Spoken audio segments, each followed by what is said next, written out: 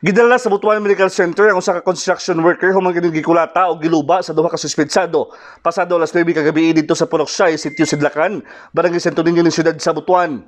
Giila sa Butuan City Police Station 4 ang biktima nga si Vincent Taco Torsal, 23 anyos, samtang ang mga suspect giila nga sila Raul Salgado Segundo, 28 anyos, ug Jason Sido Kawaing, 37 anyos, nga parehong mga residente sa nasugutang lugar.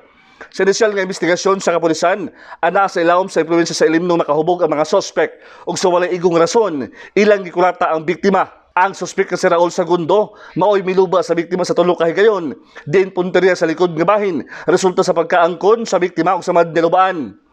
Dali raw usab nga nakaresponde ang mga tanod o gitabangan ng biktima nga madala sa ospital. Samtang, dali usab nga nasikop ang mga sospek sa gikasang hot pursuit operation sa kapulisan.